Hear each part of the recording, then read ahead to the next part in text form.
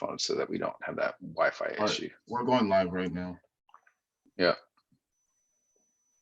Okay. Live on YouTube. Cool. Hey, everybody. Welcome to our intro workshop on May 9th, 2020. We're just working out a few pieces here on the technology, but we're ready to go. Excited to have you joining us. You can see the screen right now, the CP intro workshop. We're going to hold that up for just a minute or two, and then we're going to come off of that and say hello to you and introduce you, our whole team, introduce ourselves, our whole team. But really glad to have you. I'm David Domke, and glad to have you with us on this beautiful sunny day. What a spectacular day out there. The room I sleep in, the bedroom, has a ton of light that comes into it in the morning. So in the winter, like, it's just dark. It's just dark all the time. And in the summer, it's like Alaska. Like the sun comes up at like 4. And so I'm usually up pretty early. It took everything I had to not call a colleague of mine, Bert Greenwood, who's going to be part of this morning at like 6:30 just to do a podcast. Because I know Bert will be up.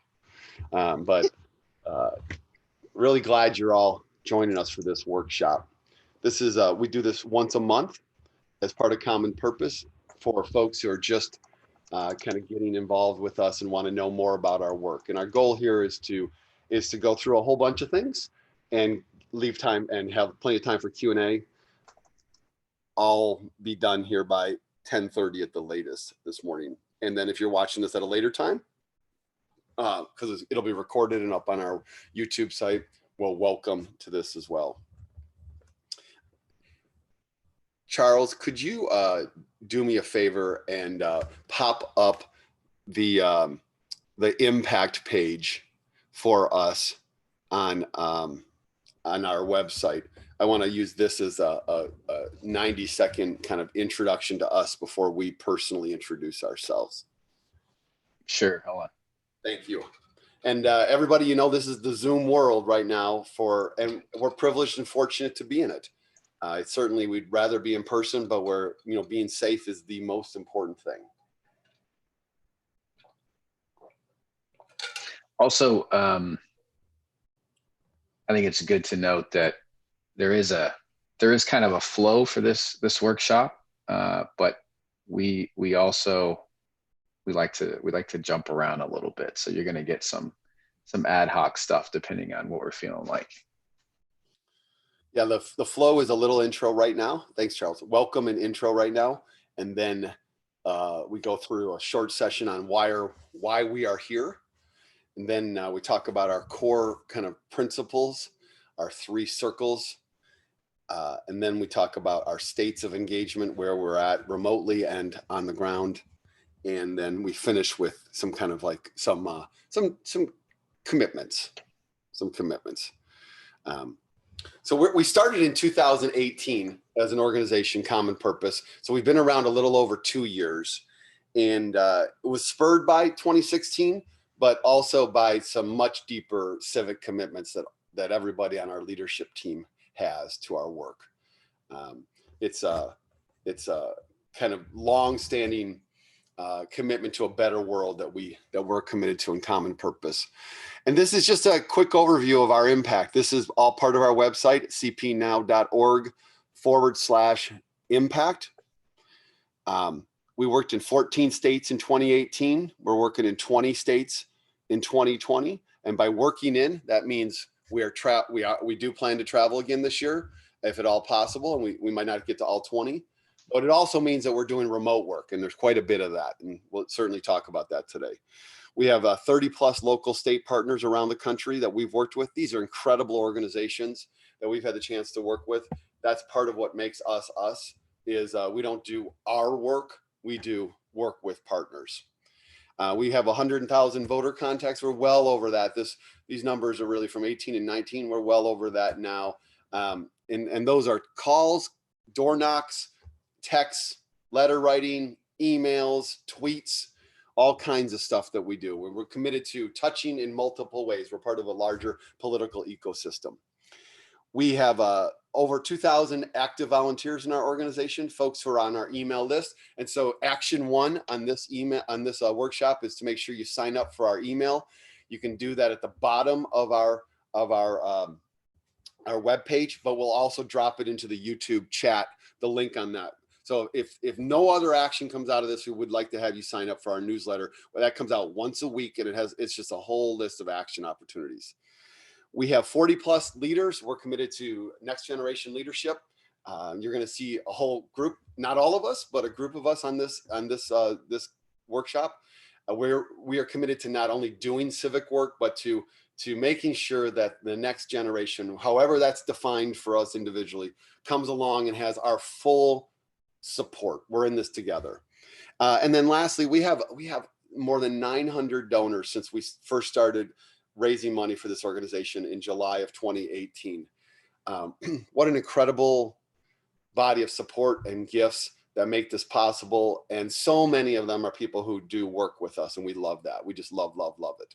So that's a quick overview of us. We're going to dive deeper in a few as we go through our sessions, and each time through our mini sessions in the next 2 hours, we'll have Q&A. So we're going to do quick introductions around the Zoom room here.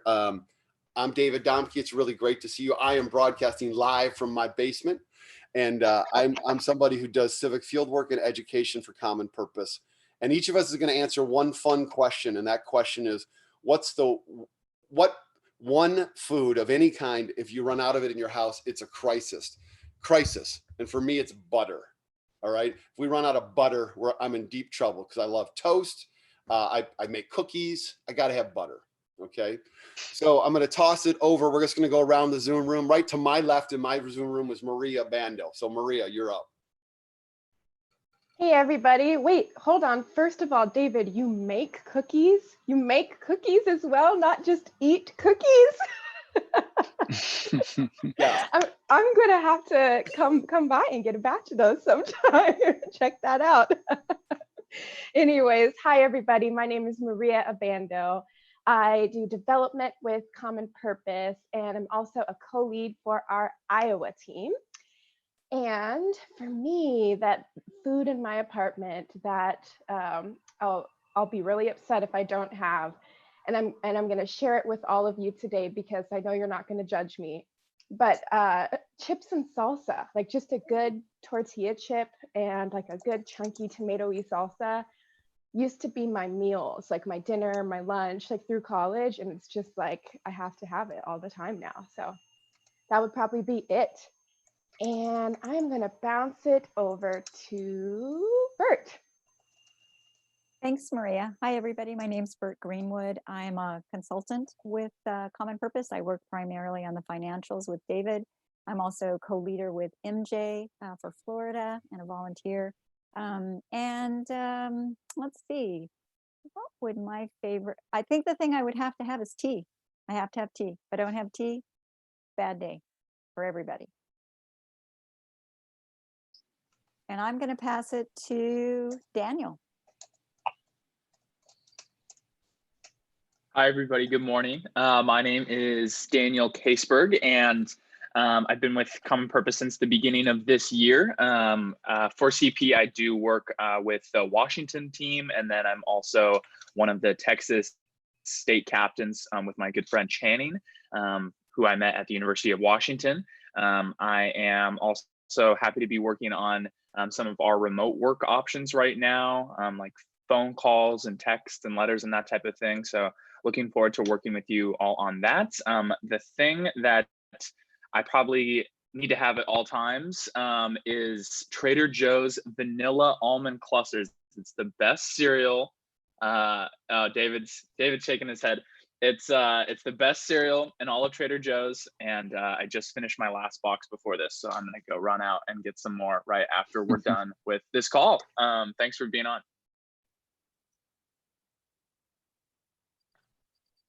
Oh, and I need to pass to somebody, and I'm gonna pass to MJ.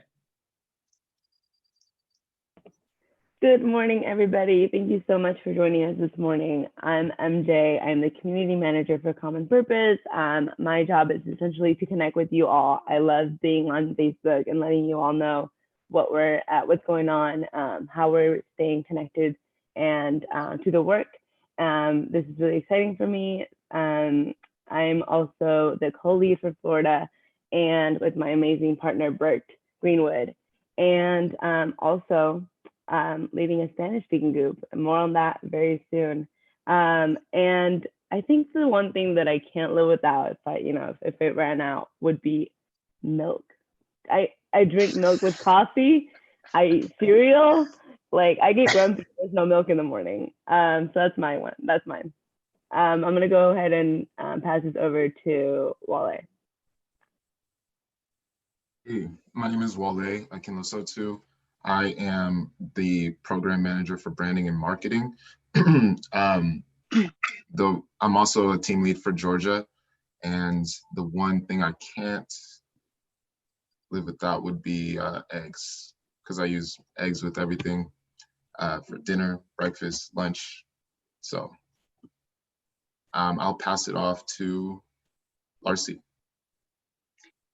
Thanks, Wale. Good morning, everybody. My name is Larcy Douglas. I'm the Business Operations Manager for CP. I manage our annual budget, the day-to-day operations at the office, HR. I work closely with Bert and David to make sure that our back-end stuff operations are fully functioning efficiently.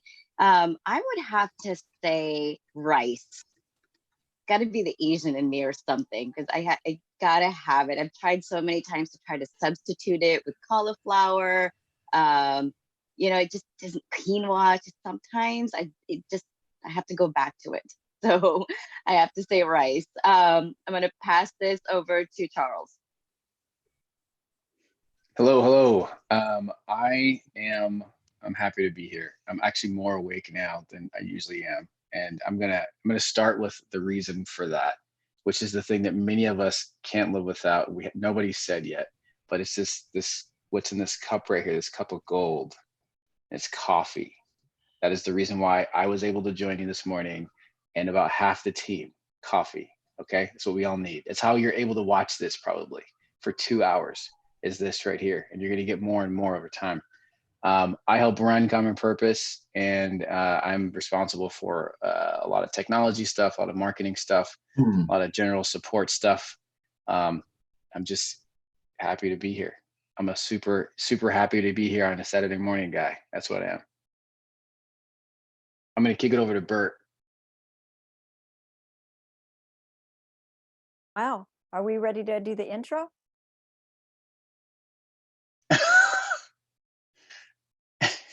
I can't hear David. Tell us who you are. David, you're muted. Bert, you want to tell us who you are? I already did. Oh, did you do it? Yeah, I did. And I just have to argue with you. It's tea. Forget coffee, Is it dude. Team It's tea. Team tea. Oh, Charles, you obviously haven't had enough coffee because Bert already went. Yeah. Thank you, See, MJ. exactly. Oh, Exactly. look at Maria. There she is.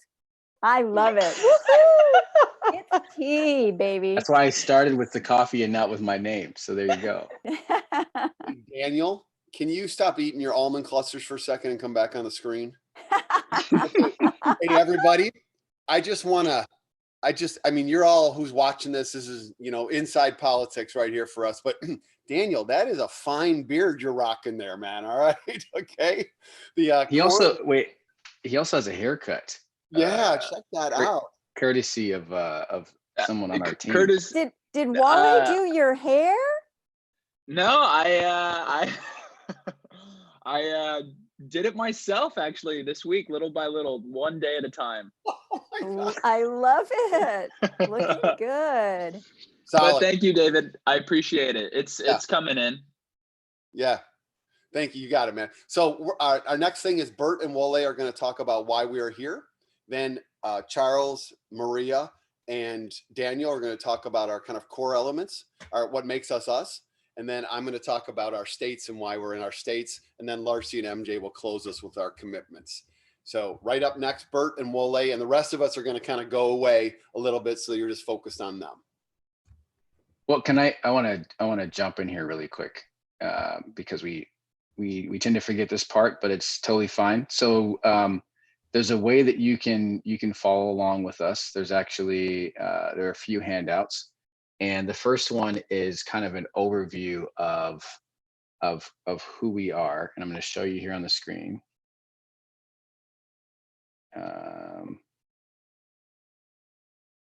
So if you go to cpnow.org/intro handouts, and we'll drop that link in the chat on YouTube and everywhere else. But cpnow.org/intro handouts. This is handout number 1. There are 4 handouts in total that you can follow along with. This is the first one that'll give you a general overview of who we are as an org. It's not everything, but it's a good start.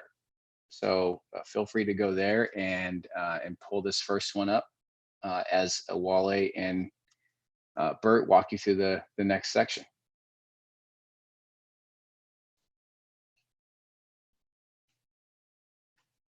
Hey, Wale.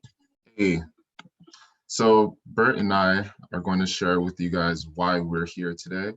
I'll go into why I joined CP, a little deeper into my why, and then Bert will share why she's here today at this workshop.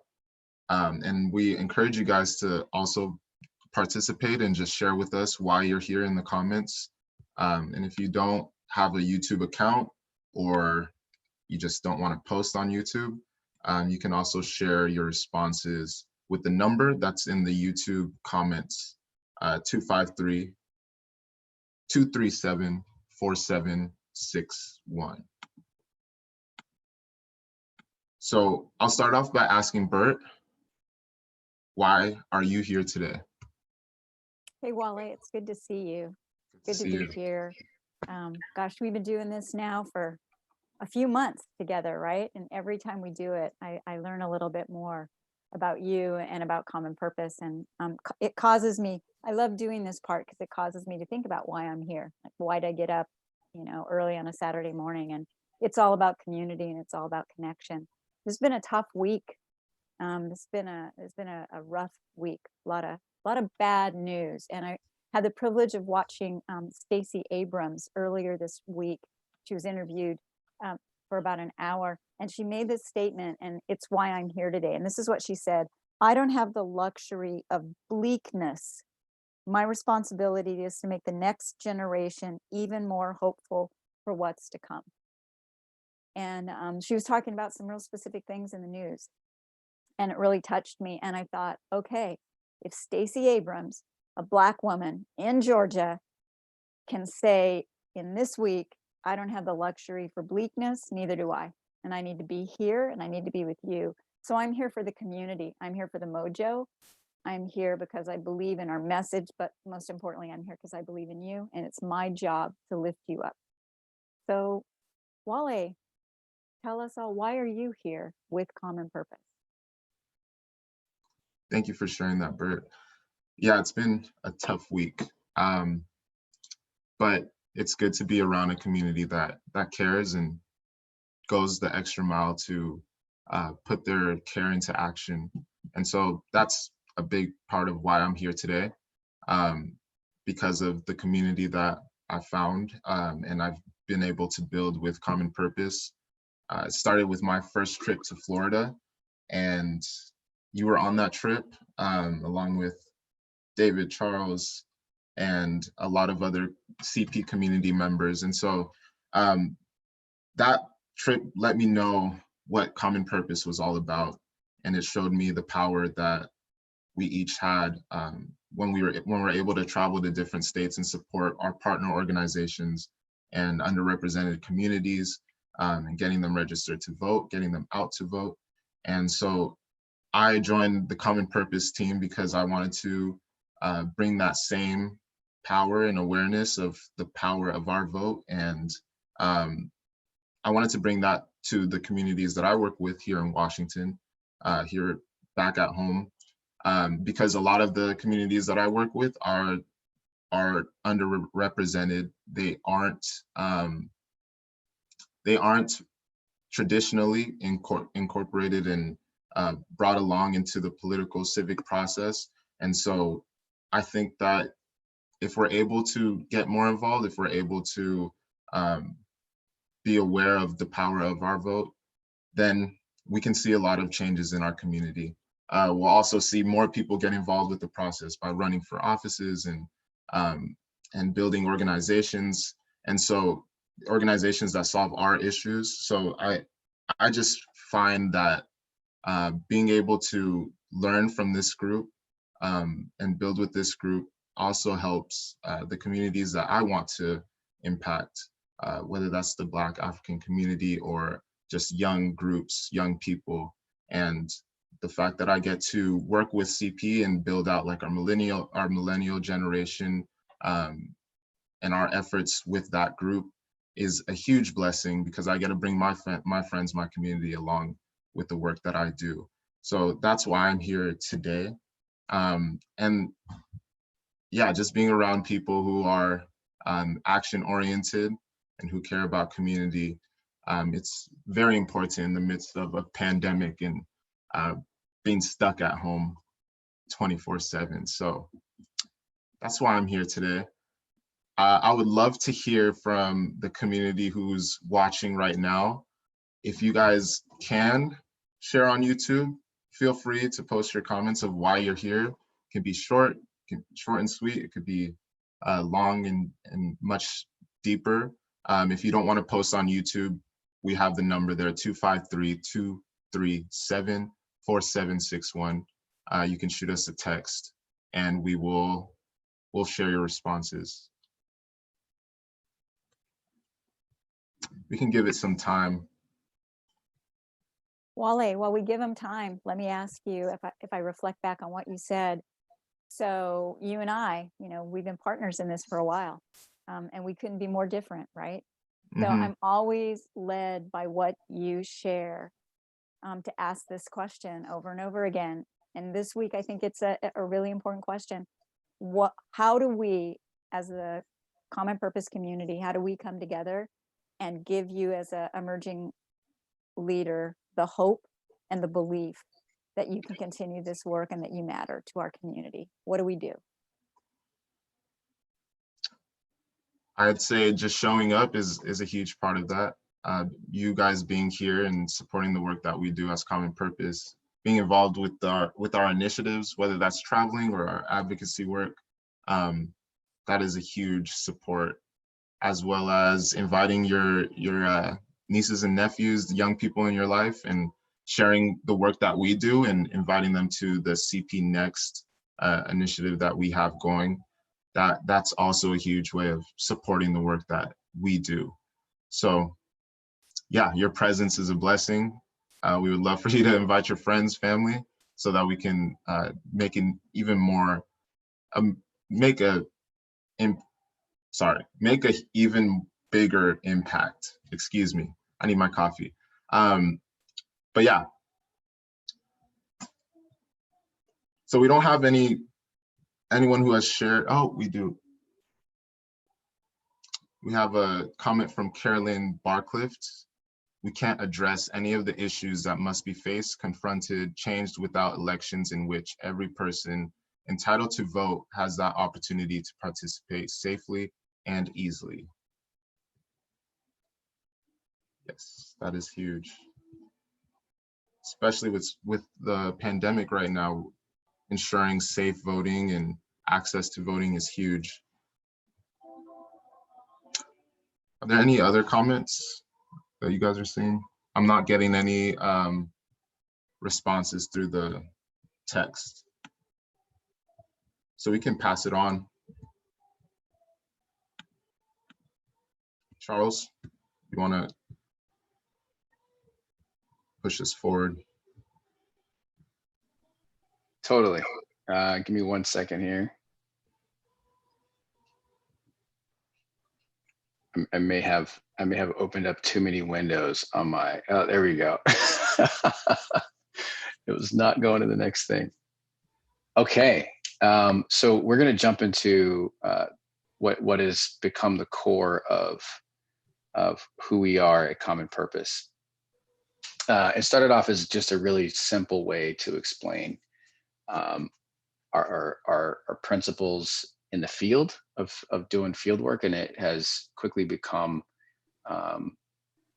what is non-negotiable for getting involved with CP in general. So Maria and Daniel and I are going to talk to you about each of these three parts. This is possibly the most important part of this entire session. You can learn the bits and pieces about, you know, the states and whatnot, but to be involved in this community, you've got to practice these things. So these are our circles, and we're going to start with Maria, who's going to lead us through mindset. So if you're still on the intro handouts page, this is the second handout. It looks like this: cpnow.org/intro handouts. So pull that up. If not, you can just follow along with us. We're gonna show it on the screen here. Maria, take it away. All right, thanks, Charles. So like Charles said, these pieces make up our common purpose way. There are three pieces, and I'm going to start here with the mindset piece. And this mindset is generally, you know, maybe why you are here watching this workshop today. It's usually what brings people into common purpose. And there's two parts to it. And that first part there is that we believe democracy should be just and inclusive. And then two, we have a responsibility to make it so by action. Well, so why isn't our democracy as just and inclusive as it should be? Well, voter suppression, whether it's restricted access to the polls, it could be gerrymandering, it could be the purges of the voter rolls, it could be voter ID laws, it could be disenfranchising of certain groups of people. But whatever those forms of voter suppression are, they generally specifically target particular communities, whether that is young people and the elderly, it could be people of color, it could be the poor, the working class groups of people in America. And for the majority of our volunteers in Common Purpose, we are not necessarily faced with having to deal with some of those barriers to participating in our democracy. We have a lot of privileges. We live in Washington State for the most part. Some of us are in other places, but in Washington State, it's pretty easy to vote. We have the ability to vote by mail with a really long early voting period. Most of our Common Purpose community is older and retired and has some civic action resources, whether that's with money or with time to be able to participate, or the education of understanding what's going on. And because of all of these privileges, we recognize that we have to use those privileges to help other people who don't have those privileges, especially in all of these other states across the nation. So we know that we have a responsibility to do something about it. And that's a responsibility for us to be able to take action because of the people who have taken action and put their lives on the line for us to just be here at all and to have what we have now, but also a responsibility for the next generation, for the folks that we're going to pass this democracy on to. We want them to be able to have as few barriers as possible to make it easy for anyone and everyone to vote and to want to and to feel like they understand everything about it and that there aren't as many systemic barriers for them being able to participate. So it's not enough to just talk. We have to take action. All right, and then the next piece is mojo, and I'm going to pass it off to Charles to go over our mojo. Perfect. Thanks, Maria. So the mojo piece is kind of what we call our secret sauce. This is what we think really makes us different, and it's not because of just the words that are there. I think a lot of other organizations have some sort of focus on this stuff. For us, this is unique because you don't actually get to travel or be on a team or work within this community unless you do these things, unless you do these two things. So one of them is that we do this work together in community and in teams. So at the core of what Common Purpose does is that we travel to states. We travel to states. That's what we've done since 2018, and we partner with organizations in those states. Even during coronavirus, we are partnering with those same local organizations, and we are making impacts. Phone calling, letter writing, text banking, tweeting even. But we do this work together. We do this work in community and in teams. And so just like right now, you're seeing this as a live video on YouTube. It could have just been a standard video that we just recorded once and just send new people the link to, new community members the link to. But we want it to be something that's more interactive. We want to ask you what you think. We want to take your questions via YouTube comments. Everything that we do is within community. When you go to our website, on our events page, you'll see things like happy hours together that Maria hosts. You'll see a trivia night there. That's a fun thing that we do as a community. You'll even see lectures and workshops and all kinds of things that are live, so that we can do it together as a community, so that you're not feeling like you're by yourself in this.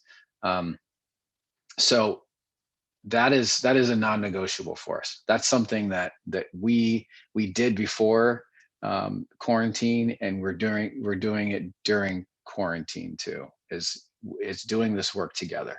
Right now, the Wisconsin team is making phone calls into Wisconsin from here for a special election that's going to happen on Tuesday, and we're walking voters through getting their absentee ballots, and very soon we're transitioning into a get out the vote phase, where we contact folks that have already been contacted and remind them that there's this big election coming up locally in a certain district. But we're doing it together. We're doing it together, and we have these live streams where we talk about best practices. Tonight, we're going to have a happy hour where folks who have made the calls are going to come together and talk about what worked and what didn't work. Calling is not the easiest thing. And the way we sustain ourselves in this effort is that we do it together. So that's a must-have. The next thing, and this is you'll notice a trend in each of these is I'm talking about ways that we can keep doing this thing together. We can, you can do everything one time, but you have to like it in order to keep doing it. So this next part is about furthering the work that we do far into the future, and that's how we invest in next generation leaders. So we could just choose the most experienced people who have done this work before. We could just pick industry experts to do this work, but we choose intentionally to have people who are kind of new and who represent the next generation of leader, lead our teams out into the field, lead the strategy around this work, lead the community events and the live streams. And that's because we want this effort to be around for years to come. And so we're not waiting until, a better moment, quote unquote, to train people up and get them ready to sustain this work. We are getting them ready now in 2020, the most important election of our lifetimes. And that's a non-negotiable. So when you come to the workshops eventually, when you come to our happy hours that we host, or our trivia nights, or our events like this, you're going to see young folks because we're investing in them, and because we need folks to take the baton from the kind of core boomer generation that has been doing this, that has come back and wants to make an impact again.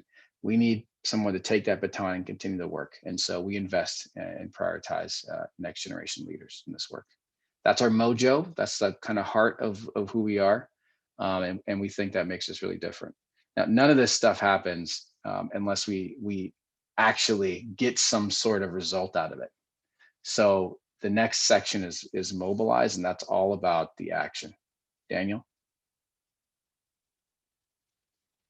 Yeah, thank you both. we can't have mobilize, we can't have any of that action if we don't have the mindset and the mojo first to go along. So I really like this graphic because the three things all depend on one another.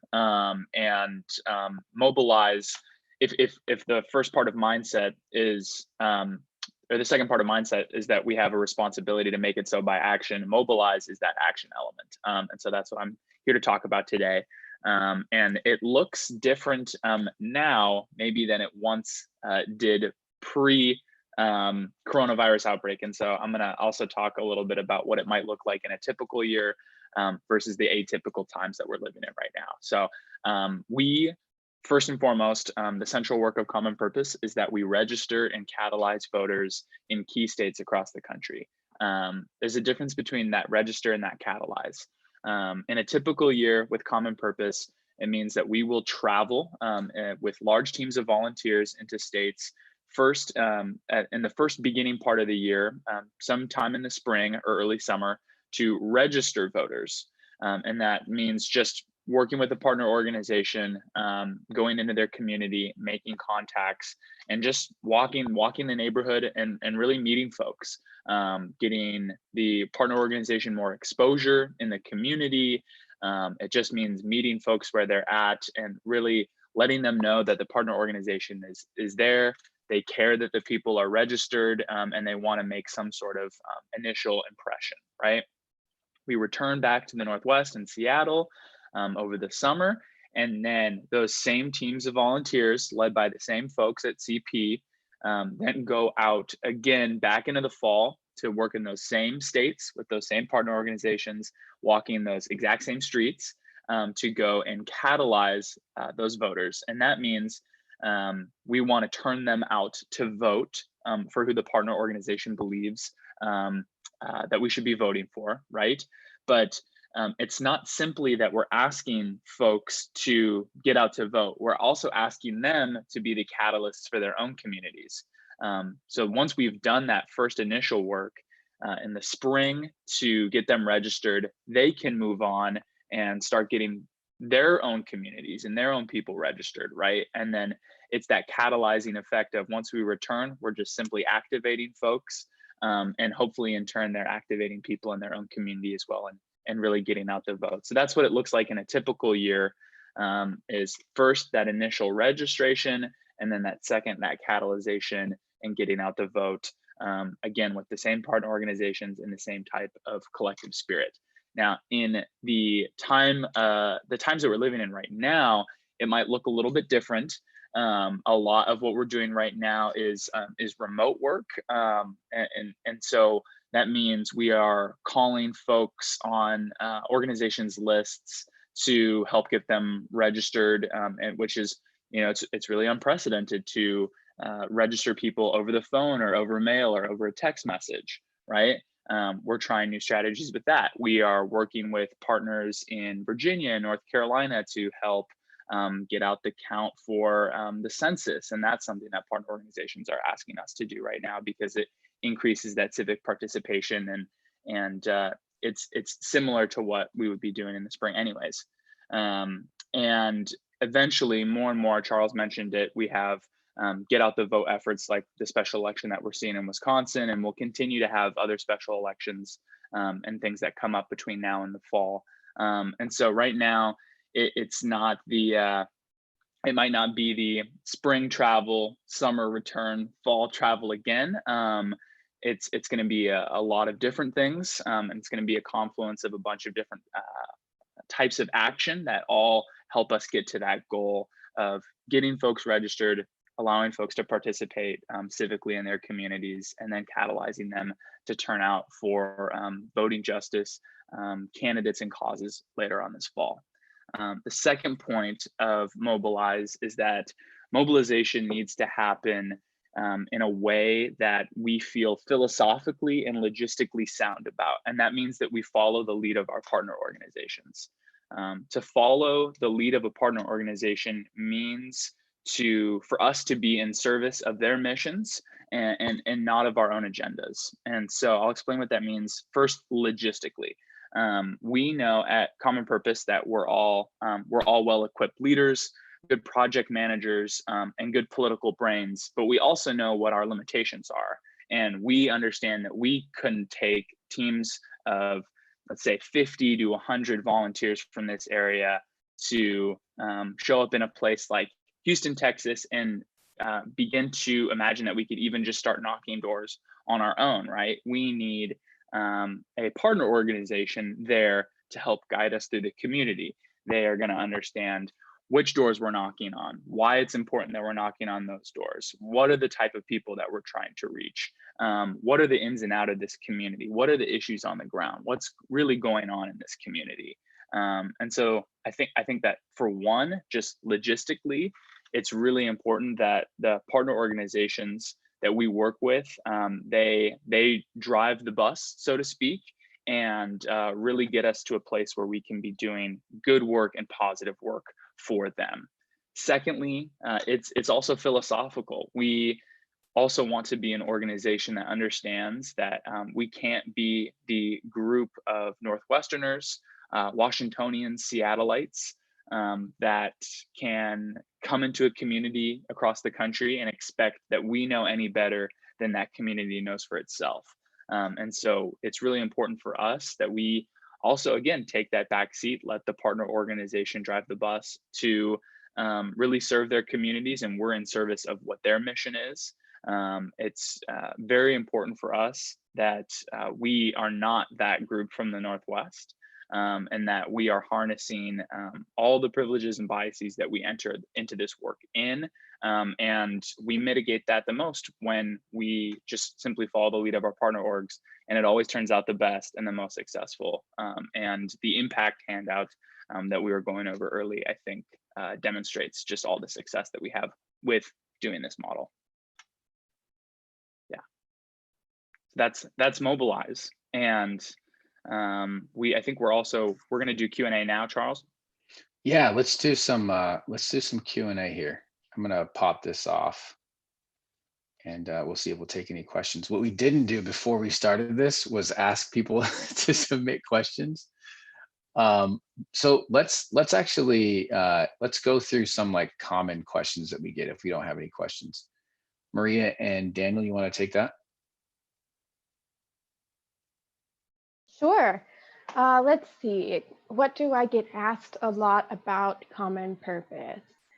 I think a good question that I get a lot is, what is it like for somebody who is from the Pacific Northwest and someone who's white to be going and working in an area that is particularly non-white, or you know, if my accent is different, how does that change my perspective?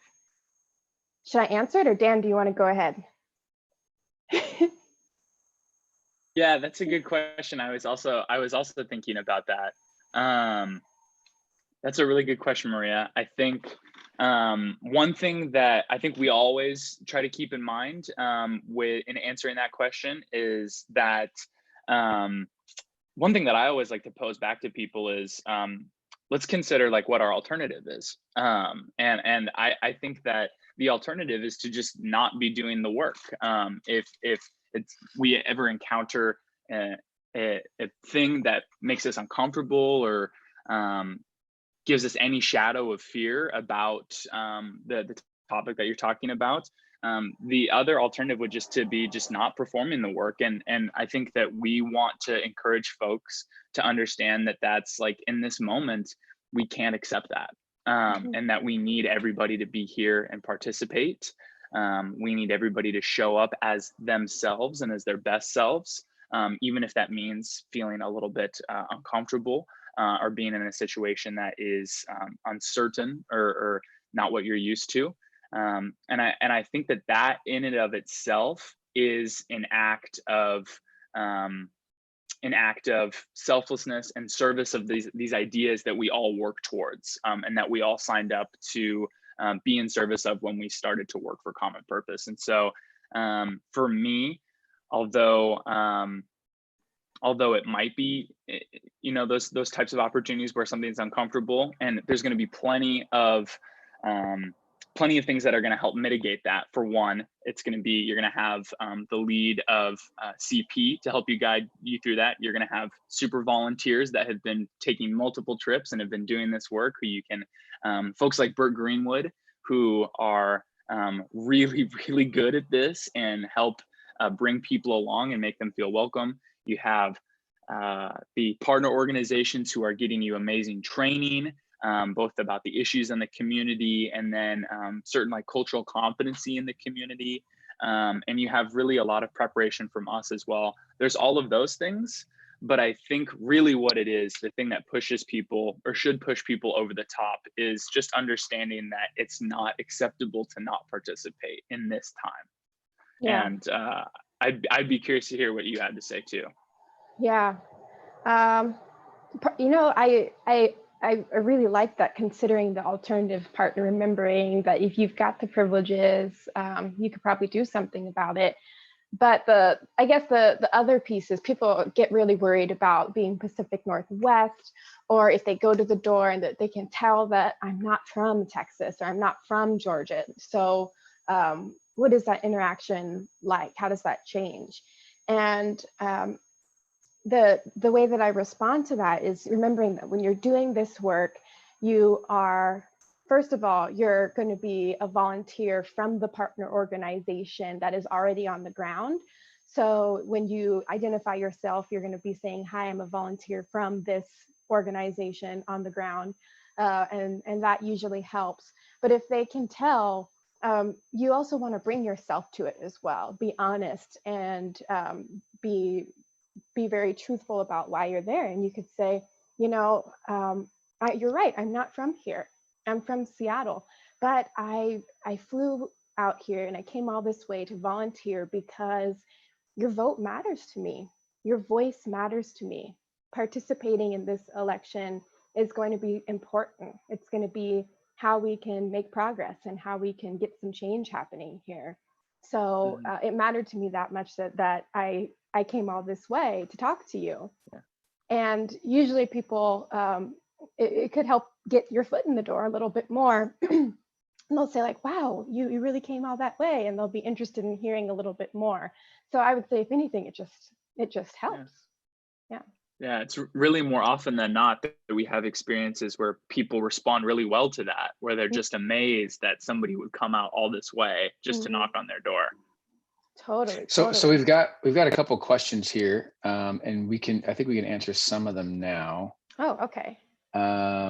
Somebody asked about how, I think Carolyn's asking about how the CHIP's funded, talking about there are folks who would want to participate but don't have the money to self-fund. So I'll answer this one, and then I think we've got one more if you want to do that one after, either Daniel or Maria. So we all of our trips are funded by each volunteer. They pay their own way. And that's kind of, this grew out of a grassroots movement in 2018, grassroots community, I want to say, in 2018. And that's kind of how it's been since the beginning. That's the way we're going to operate through 2020. And we've talked about what happens after this. There's one exception though, which is we are still, you know, as I said, very, very serious about investing in the next generation of leaders. And investing in them is actually with dollars. And so we, to the extent that there are folks that are next generation that are kind of around millennial age or younger, we are totally willing to take them as a leadership development investment and pay their way, and have them travel if we do travel in 2020, which kind of leads into the next question. Maria or Daniel, do you see that next one? How are groups organized for, is this the one you're talking about here? Maybe there's a different one. Somebody asked about traveling during coronavirus, but that's cool. You can. Okay, cool. So our question is, how are groups organized for the remote work, like phone banking? Are there set times and are there scripts for them? This is a good question. And I think I'm going to combine this a little bit with another frequently asked question that we get, and then get into this, how it looks differently remotely with the phone banking. But another question that we get is just, what does a day in a life of a common purpose volunteer on a trip look like? How does the whole thing work?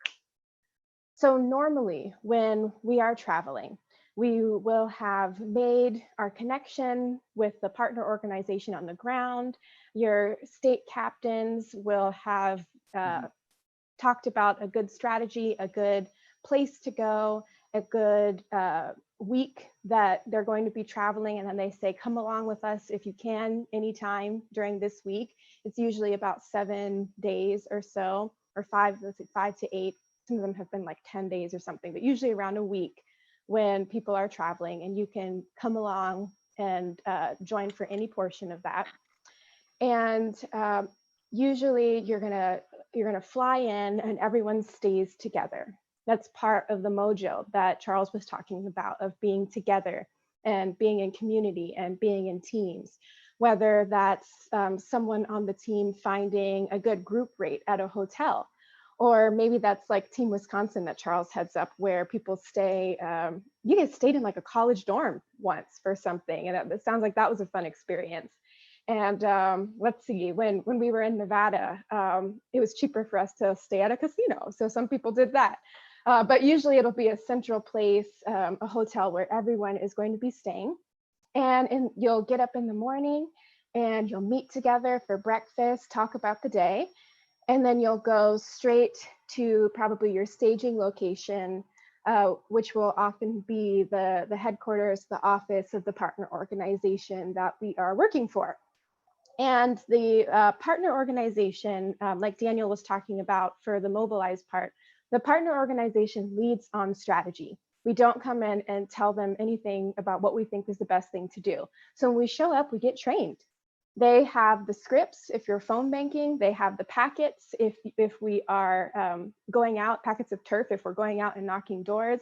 They have whatever we need, the clipboards, the materials usually, to be able to get the work done. And there will be a script on those phone bank lists. There will be a script for how you go out and knock on doors. You're going to want to stick to that script as much as possible, but also bringing in a little bit of yourself and your own story, because that's what makes it unique and makes it personal. So you're going to go out, you're going to do the work. It's going to be probably a few hours. You're going to have a break and have lunch with some folks on your team. And when you go out, you're either going to be together with your whole team, or maybe you're going to have a partner, because we never send you out to do this work alone. You're going to be doing it with people. So you've had some lunch, you might go out and do some more if you've got a little bit of energy. And then eventually at the end of the day, you're going to come together, you're going to have dinner together, you're going to be talking about things that went well, things that maybe could go better next time, the stories, the celebrating and hopefully not commiserating together. But all of that in community and working on how you can make all of the work better. That's usually like a day in the life. You might go out after that. There might be some fun sightseeing stuff to do. Usually a lot of our trips end in some wine situations. The people in our group, we found as some of the younger people in Common Purpose that our community stays up pretty late and has a lot of fun. So I would encourage you to also think about that and the fun pieces of traveling and the work as well. But how does that look when we are doing this work remotely? It's not like we're all able to come together and eat in the same way. And it's not like we're still traveling. And yeah, and how does it look for phone banking? Well, we want to keep that community piece as much as we can. And we also want to let the partner organizations really lead on strategy and decide what we're going to do. We are not just calling into Wisconsin or Virginia just because we want to. Obviously, we need to get those scripts. We need to get the call numbers from somewhere. Partner organizations have put all of that together for us, and we've coordinated.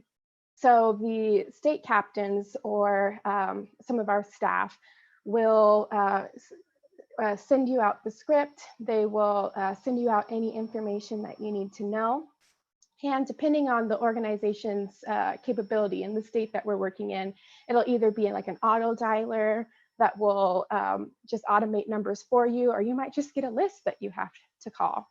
And none of this will be done without a training from someone on our staff or your state captain.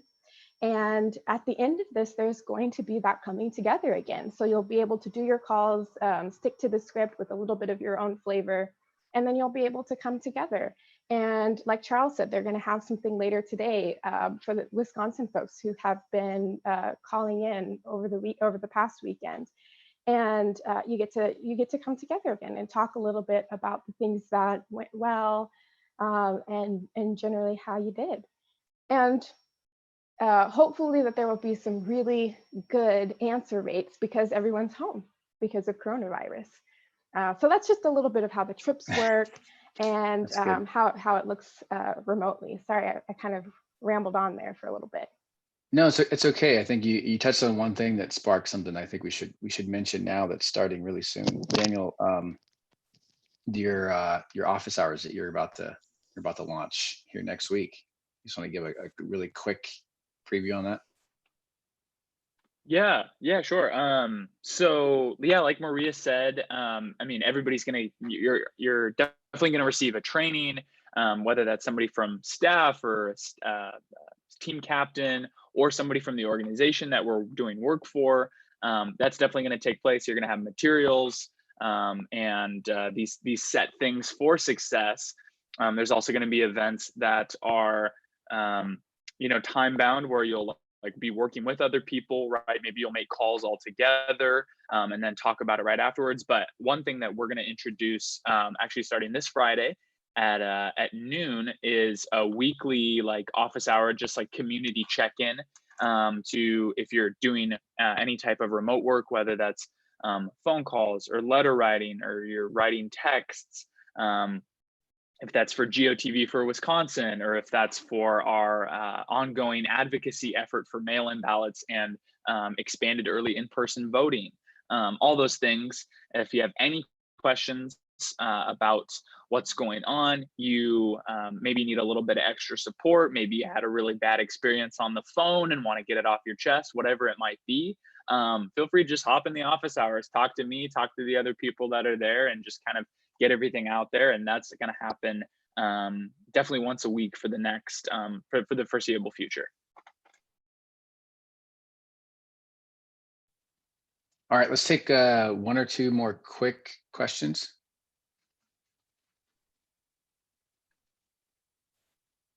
Yeah, I'm seeing, could you explain partner organizations, examples?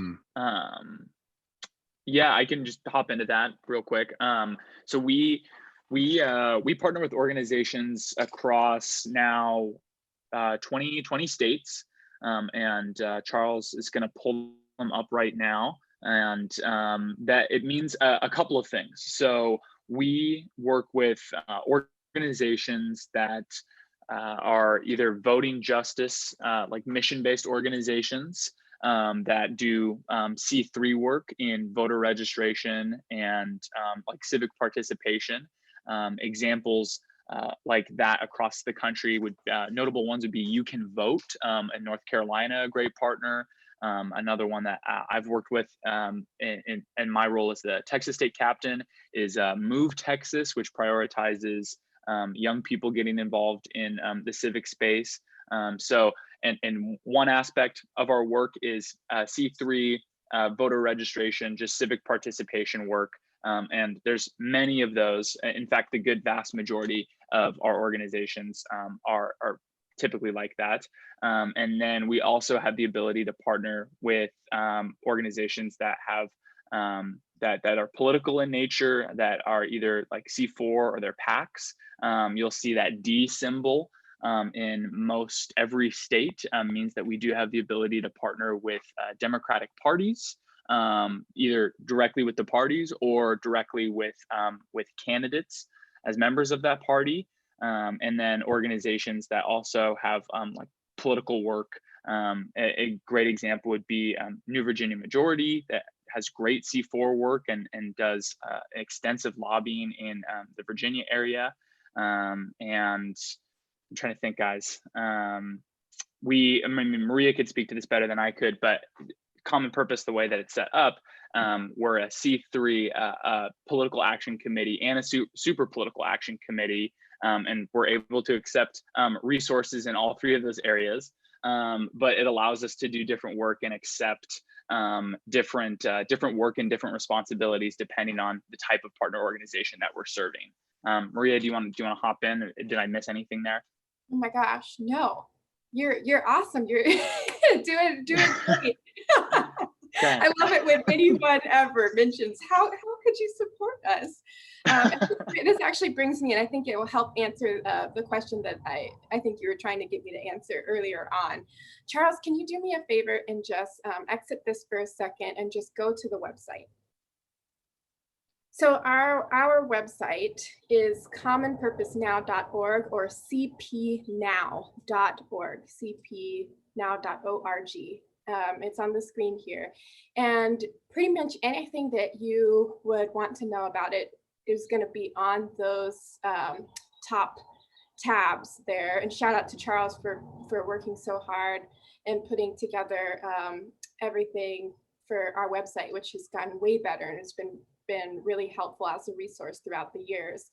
But where we just saw the partners was there under more. You can see our states that we're working in, you can see our partners, you can see the impact. We've got a podcast and our YouTube channel and our blog is all there. For the question of how can we specifically help remotely right now? That is going to be under that National Fieldwork tab right there. And Charles, you can go ahead and click on it. And there is our opportunities. And we're going to be filling this in with remote opportunities that we need help with as soon as we get them and as soon as we've got everything together. There's the work we're helping out with Wisconsin and helping out with making calls to Virginia for New Virginia Majority for the census. And if you scroll back up, Charles, for me here, thank you. There is also an advocacy tab. And this is the other initiative of work that we're doing to be, and I think David's going to talk a little bit more about this later, but to be calling into 27 states that we have identified across the country of states that we need to be pushing in order to increase the early voting period and to try and get absentee mail-in voting in all of these states. And we are going to be calling, we have been calling the governors, the senators, and as well as the Secretary of States or election officials in each of those states. And the information on how to participate is all there, as well as the steps to how to sign up and how to be a part of it. And then one last thing I'll highlight here on our website. Oh yeah, thanks Charles. There's our scripts and templates and directly how to log the work that you're doing and the calls that you're making. But just on the website, at the very bottom of our website page is how you can sign up for the newsletter that we had mentioned before. There's more information about us. But right there, sign up for the newsletter and you're going to get weekly the information on the new opportunities that we have, any updates from the work that we're doing, and how you can get involved and stay connected. And hopefully a lot of you are already on this sign up list, but that's how you do it there at the end. Anything you want to add to that, you guys? So there's a couple of things that we're showing here. I also want to acknowledge one thing. It's David is driving this right now.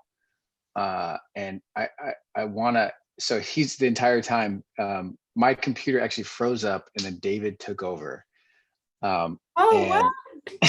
David. So I think this highlights a few things. One, David and I have pretty good mojo right now.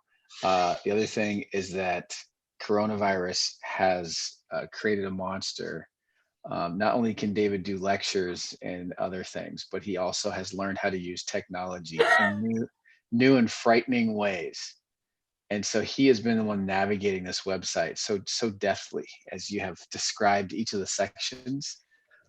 You can see he still has his personal email tab up there. So you know he's there's his face. There he is. Okay. See what happens when you give him the Nice pointer. job, man. So that's our homepage right there that he's pointing to. So this is where you should be able to find like the latest and greatest that's going on. You're going to get the emails that every week are going to tell you way more than you want to know. If you think that you've ever seen a long email, sign up for our newsletter. I promise you'll see the longest email you've ever seen with the most information about how to get involved with Common Purpose or any organization. This is the longest thing you've ever seen, personally written by David Domke. It's something to complain about now, but in the future, we're gonna it'll be an artifact of this age, the 12-page David Domke newsletter. Now he's just surfing around the site. I think he's discovering parts of the site that he hasn't looked at in a long time. Oh. This is our About Us page. It shows our full team here. Majority female, majority POC. It's by intention. David, are you gonna pull up some pictures here or something? Or are you gonna go to a video? You want to show what do you want to do next, man? Just gonna poke around the site. Watch all of our questions. We did. I think we should probably jump to the next section, unless David just wants to. Page. Oh, the donate page. Go ahead, Maria. Go ahead. That. Okay, thank you. This is why I came to the website. Big red donate tab on the top right there. If you're hearing all this and you're thinking, I don't feel safe traveling later on, or phone banking, making calls, not really my jam. You can still support us if you've got that privilege of having resources and you want to be able to support other young people or people who are willing to do this, people who have some energy, or just overall support our organization and the work that we're doing. We need it. We need you now.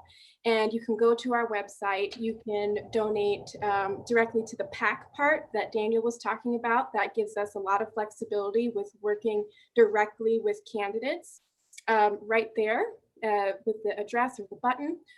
Or you can donate through Fuse Washington, our 501c3 sponsored charitable partner there. And that will be able to support our voter registration work and support our leadership development. And honestly, 80% of our funds goes to our leadership development for our staff, for our state captains, and for making sure that we've got that next generation of leaders prepared and with opportunities and ready to go in the future.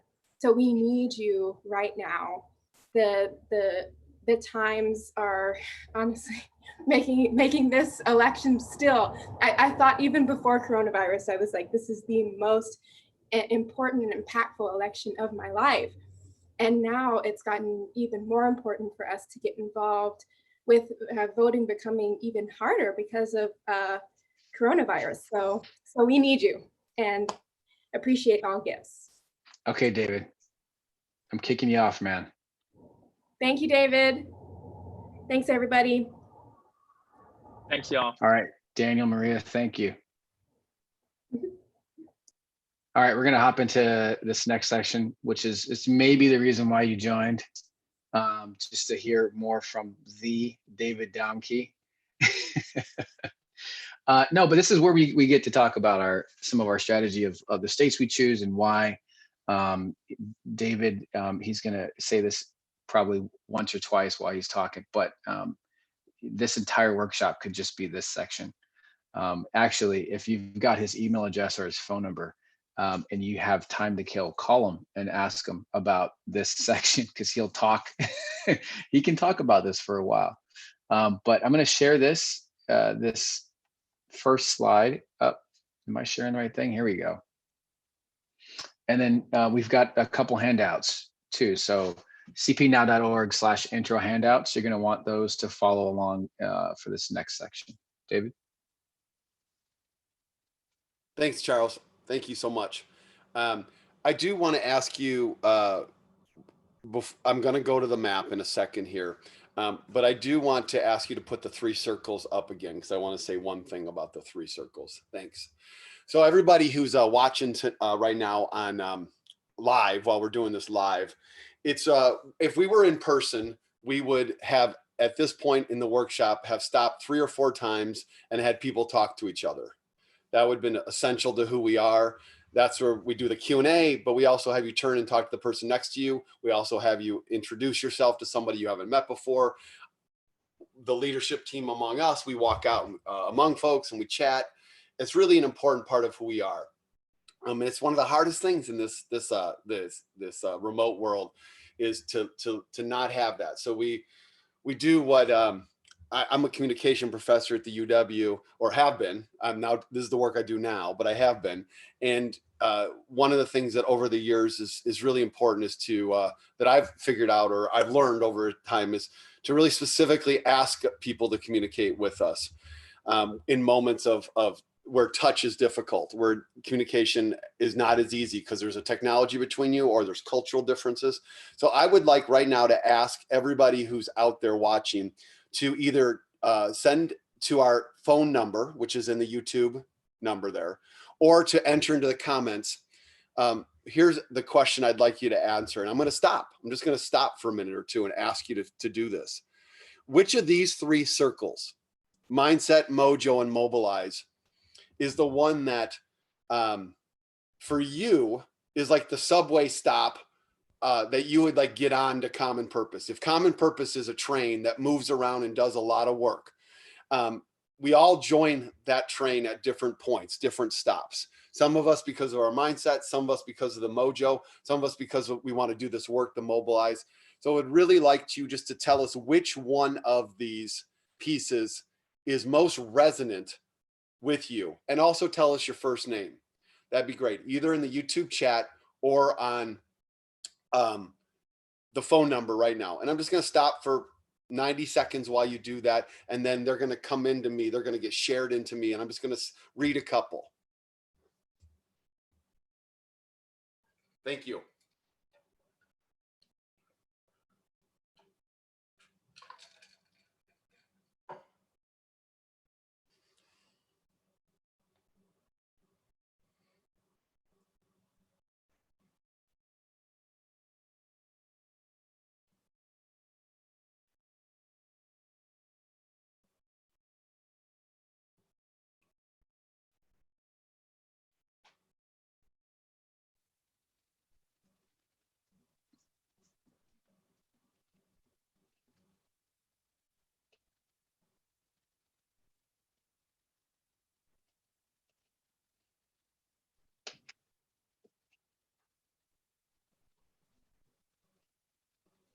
Hey, David. Yep. While they're doing that,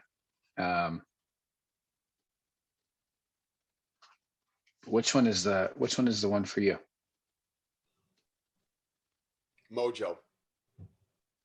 Mojo's your one? Yeah, I really care about, I mean, I think and feel a lot of mindset, and I have been transformed by the mobilize work, but I wouldn't be, this common purpose, I wouldn't be here without mojo. The both of them, like each of those points to me is just equally important. Community and teams and next generation leaders. Now, the other ones are incredibly important to me. Like that's the heartbeat for me. Yeah. None of these are like we couldn't get rid of any of them. But if you had to choose one, that's the one you choose. Yeah. How about you? I think I'd agree. That's the one that I'm probably most proud of. I think that our community largely comes to us with the first one. I think that's what kind of drives them to look for us.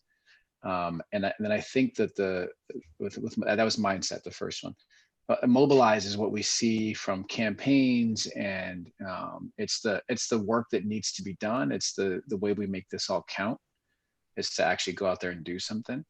But you see it everywhere. I feel like Mojo is a piece that really feels like it's ours, and it's really unique to us. Yeah, folks, keep them coming in. We're going to wait another minute here because I really want to see these. This is important. Part of this ability to kind of interact with each other is part of who we are. Charles, we haven't mentioned two things yet, and it's really it's kind of stunning to me that we haven't mentioned these yet. They're just common phrases. I want to mention a couple common phrases, right? Like CP phrases? Yeah, phrases that we use, that our volunteers have brought or that we've heard, right? So sure. So here's one, which is that it's people come usually to Common Purpose for the work, which is usually the mobilize, but they stay for the people, right? Yeah. Which is usually the mojo, right?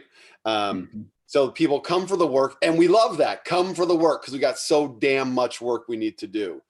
But we know that the connections, the relationships are so important to us. People stay for that.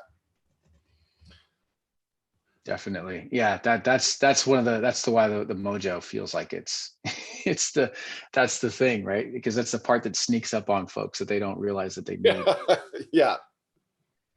We're getting some good answers in here. How about, Tom Miller's statement? You remember his common phrase? Yeah. It has to do with how we mobilize. Our boots, their ground. Our boots, their ground. And the our boots part comes first, but the their ground thing, that's the thing that's really important. One of the things we realize about this work is that we come in force. We went to Virginia last year and it was 75 volunteers hit the ground, right? And we stayed there for a week and a half. It was a lot of good work. It was thousands of doors that we knocked on.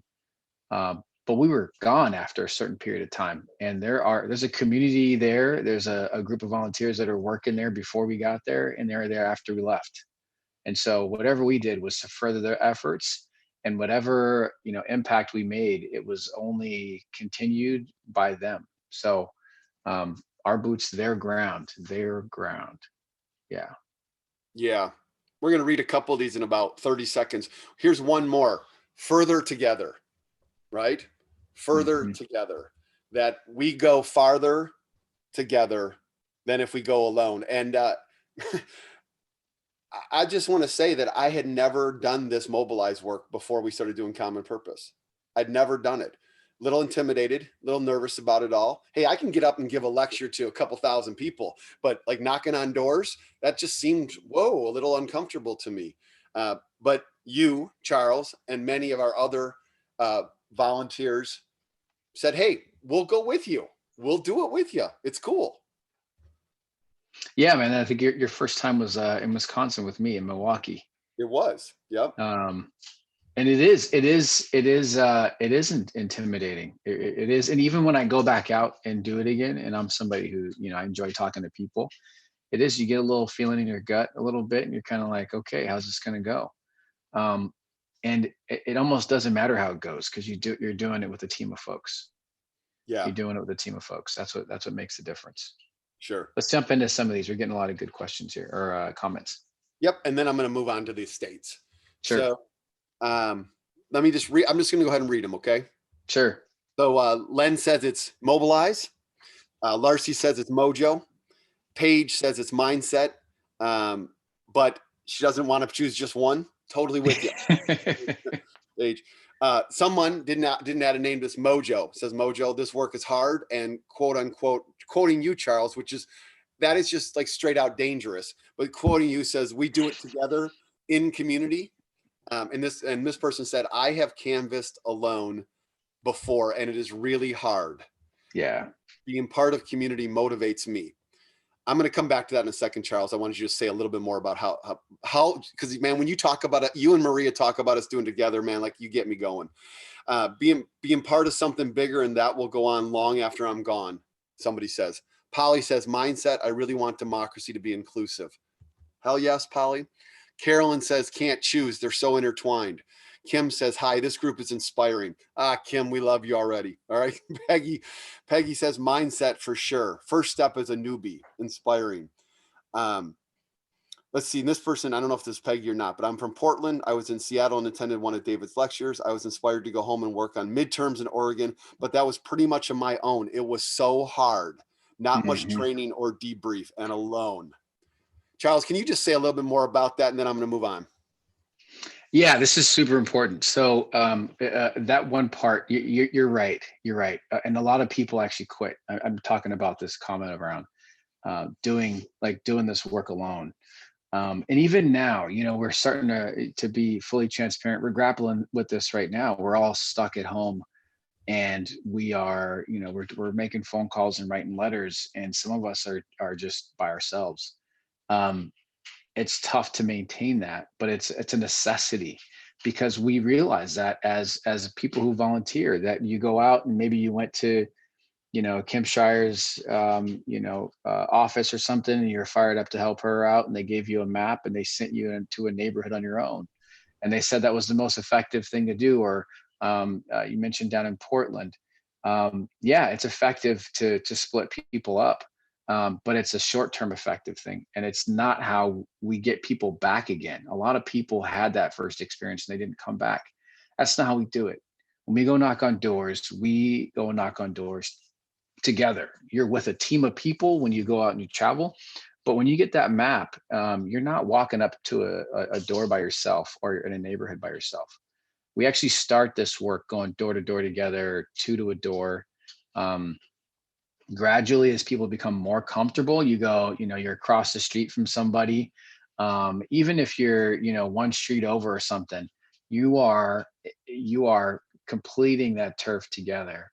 And you're coming together more often and comparing notes and talking about what worked and what didn't work. And then you're splitting up again. You're going in different places. But it's always like back and forth again and again with teams. And you're eating lunch together, eating dinner together. That's the way that we do this. That's the way that we do it. And that's the way that gets people coming back again and again and again. We started with a few hundred people in 2018, and now we've got a couple thousand people, and it's because of that. And now with Daniel, who runs our two kind of key remote opportunities right now, our Advocacy Initiative and our remote field work, and I'm going to unpack those in a second here, is offering these weekly get-together and conversations over Zoom to people to process and debrief. That's our virtual coffee hours to kind of process this in community. So let me talk a little bit about our states of focus, because this is the work and it's the heartbeat of our work. It's the mobilize. And we're very strategic and thoughtful about what states are a focus. One of the commitments you have from us in Common Purpose is that we will not ask you to spend your time or your energy on endeavors that are not A, valuable for just inclusive democracy, and B, have a reasonable kind of expectation of impact. Okay, so under our webpage, we have a big map, and it's in our national fieldwork page. We have a big map that shows our maps for 2020. It's also in the handouts there, as Charles is pointing out. And all the darkened states are the states of focus for us for 2020. And those states are differentially dark because they kind of like calibrate up like on 4 criteria. Criteria 1, 2, 3, and 4. And the darker they get, the more vital they are to the kind of just and inclusive democracy work that we're doing. But our 4 criteria for selecting key states of focus are, there's 4 marks, and then we've just added a 5th. The first is it an important presidential state? Is it a state that really matters for the presidency in the Electoral College? And that's in 2020, those start with Pennsylvania, Michigan, and Wisconsin. And then we can add Florida, Arizona, Virginia, Georgia to that. Those are the really important presidential states. That's where it starts. That's where like whoever wins those states is going to win the presidency. Second criteria is it an important US Senate state? And this is arguably even more important than the presidency. Senate approves judges, federal judges, and federal judges in our system get a lifetime appointment, including Supreme Court justices. And so whoever controls the Senate matters. And we know that Mitch McConnell is tremendously devastating for our democracy. And so we are both trying to beat Mitch in Kentucky, specifically in that race, and also trying to remove Mitch as majority leader by flipping the Senate to the Democrats. So we have key US Senate states as well. And those include Colorado, Arizona, Michigan, Maine, North Carolina, Iowa, Texas, Georgia. These are all, Alaska is a dark horse state. Kansas is a dark horse state. These are all places where the Democrats could win and where we can contribute, and we are. And I'm just, because I'm trying to respect time and you're all new and I don't want to be like the blast furnace in terms of too much information here, but I and many of us could talk at great length about these US Senate races and how close they are and how vital they are and how Sarah Gideon can beat Susan Collins in Maine and what does it look like. So we could talk about all that, but I just want to summarize on these first two criteria, presidency and Senate, that the Democrats are winning right now. They are winning. They're winning partly because of a really unfortunate, tragic situation, the coronavirus, because of the incompetence of the Trump administration, because the Senate Republicans protected Trump during impeachment.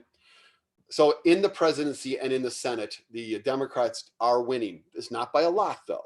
And when races are close, when elections are close, that's when mobilization matters tremendously. If there's a blowout, mobilization doesn't matter at all. But if it's close, mobilization matters. And so you have our commitment that we're going to only mobilize, whether remotely or on the ground, in states where it matters. So the presidency is one key criteria. The US Senate's a second one. The third one is, are there important US House races? In 2018, we helped to flip a number of seats that moved the House representatives to the Democrats. And a number of those folks are incredible. And we are back to support them. And this means, because we're looking for competitive places, that we end up in a lot of what are called purple political districts that are a mix of conservative and Republican. They truly are swing districts. This is the Michigan 8th with Alyssa Slotkin, or the Michigan 11th with Haley Stevens, or the Minnesota 3rd with Dean Phillips, or all four of the districts in Iowa, where Maria is one of our team leads. You know, you want to see a state where it's got important stuff going on. Iowa has 4 competitive congressional districts. Really, all 4 of them are competitive. It has a U.S. Senate race with Joni Ernst as the incumbent that is neck and neck right now. And it's a presidential race that, if Joe Biden, the presumptive nominee on the Democratic side, were to win it, then it would be absolutely a big night for the Democrats. Biden would be the president. If he's winning in Iowa, Iowa's not like dead center for the presidency, but it's like one click over, and it's a really good night for the Democrats if they win that state. So these are places that we go. In the Georgia 6th with Lucy McBath, the Georgia 7th with Carolyn Bordeaux, and on and on and on, places where it really matters for U.S. House races. Right now, we're calling into the Wisconsin 7th, which has a special election. You've heard mention of this. This is a Republican district. It's held by a Republican who's retired, who resigned recently, and so it's likely to be held by a Republican after this special election, which is on Tuesday. But our calling into that district, we do it for 2 reasons. One, because you got to try.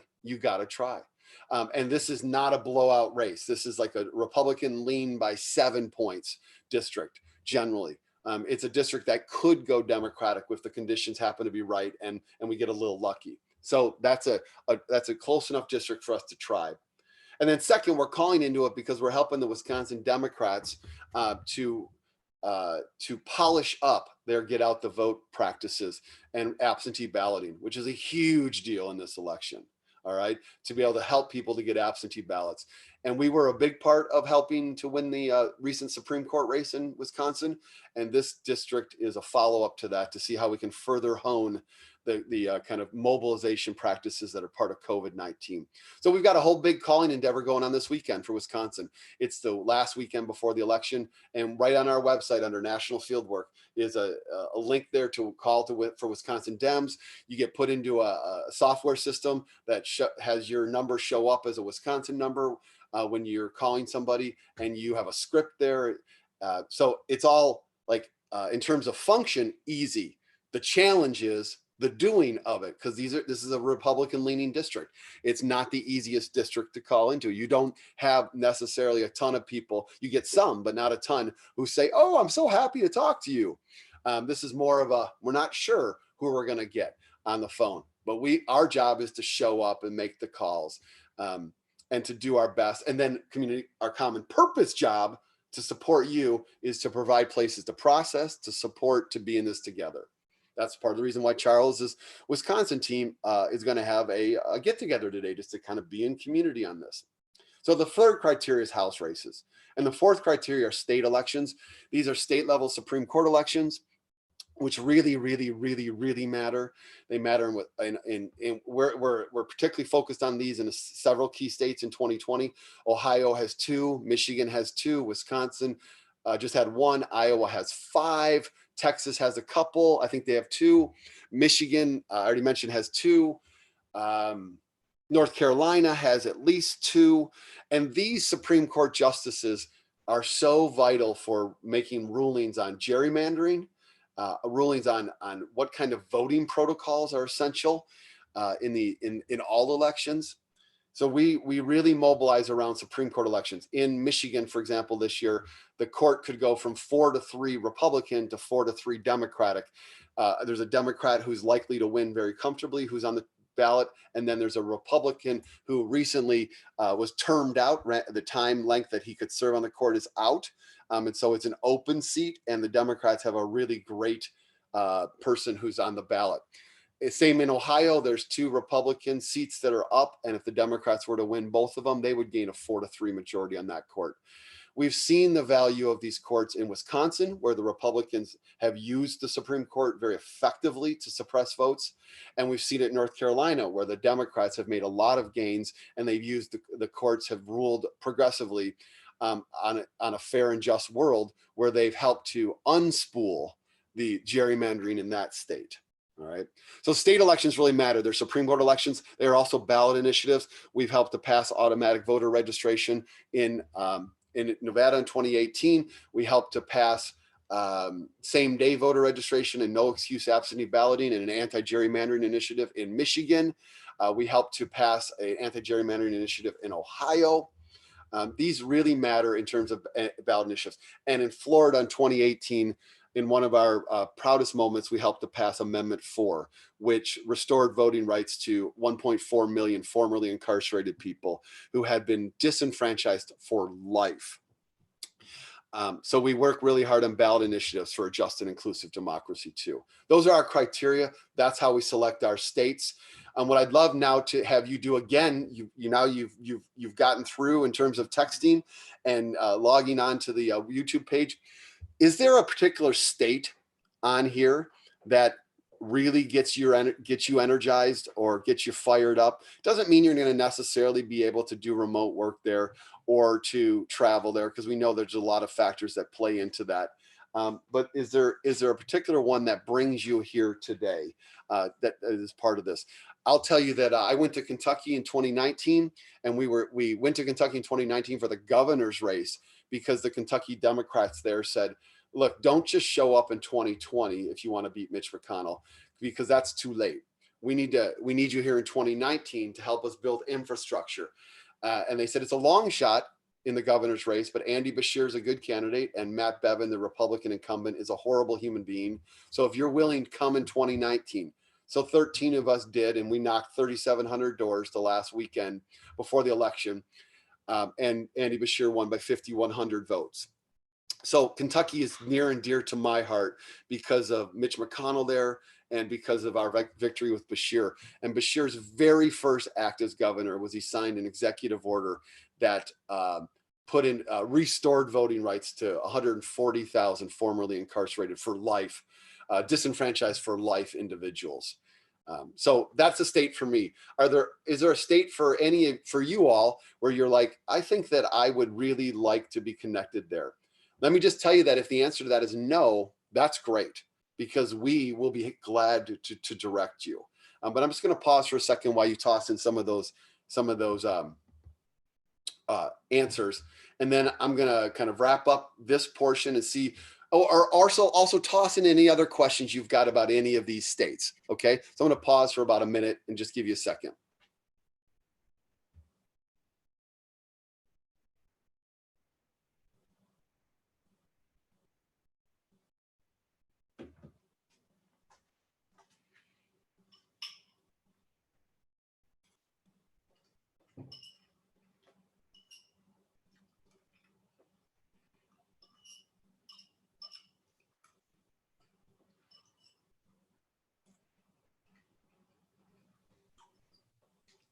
Sounds like David is eating cereal.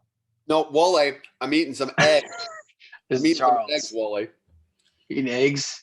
Yeah. Oh, for Wale. Sure. Good taste. Hey, I man. need some vanilla almond clusters, man. Come on. And coffee on top of that. Chips and salsa. I'm dabbing it on right now. All right. What do you put on your eggs? Butter? No, just salt.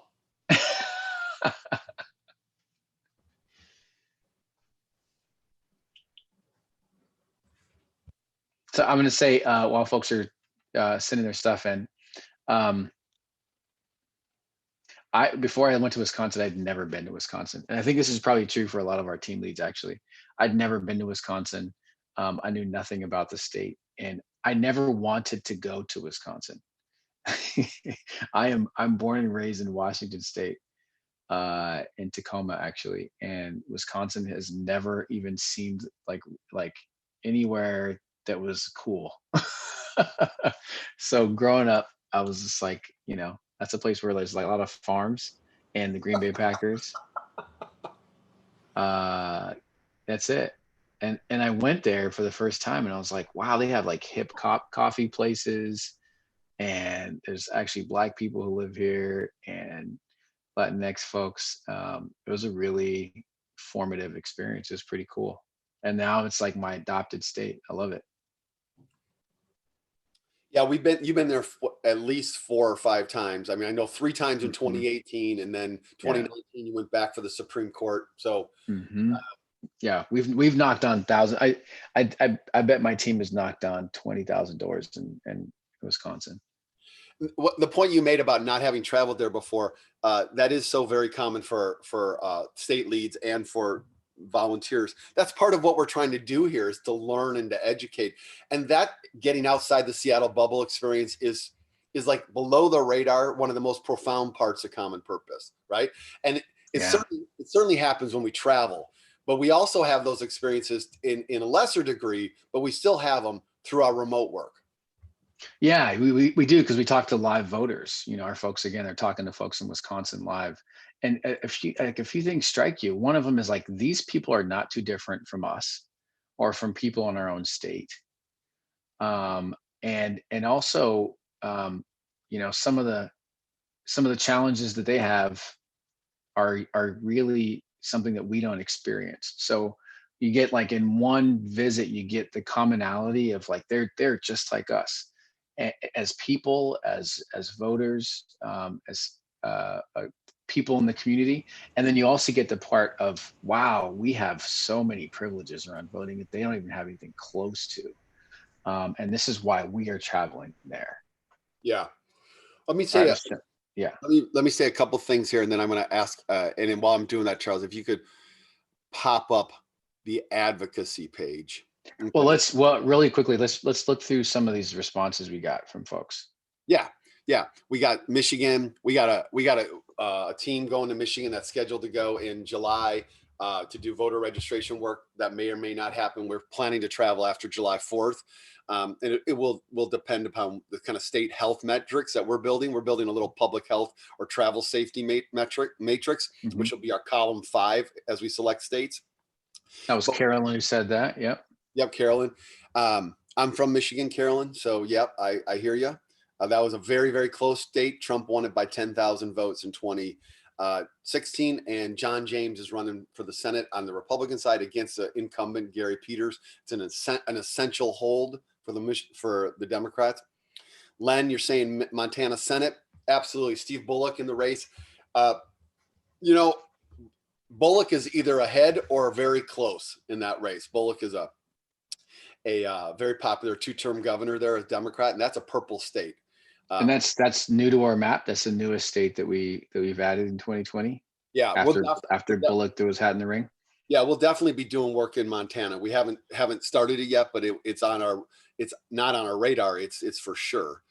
Arizona Senate, Mark Kelly is Mark Kelly's going to win. All right, and we're going to help him in Arizona. Look at that. Is this being recorded? All right, man. There's your first like definitive thing there. Yeah, okay, you want okay, all right. So let me say that right now. No, yeah, I'm definitive on that. I think that the Senate, the Dems have a great chance to win the Senate, a great chance. And then we can help on that. Georgia, North Carolina, Paige, you mentioned those. That's places you lived in your youth. Totally. Charles, we've done a survey where about half of our folks who do work for us have some connection to a state, right? They went to school, they lived there, something like that.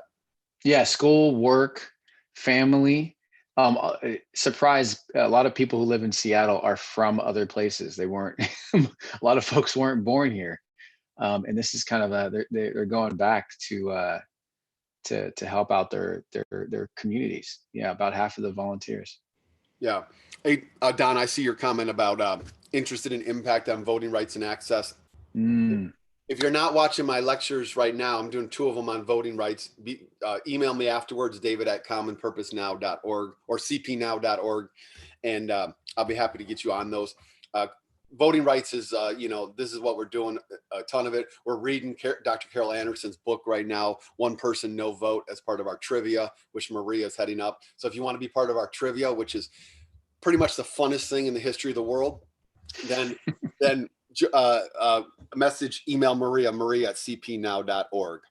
I want to jump over to advocacy, Charles, for my last part here. Let's do it. So you all saw those states, 20 states of focus.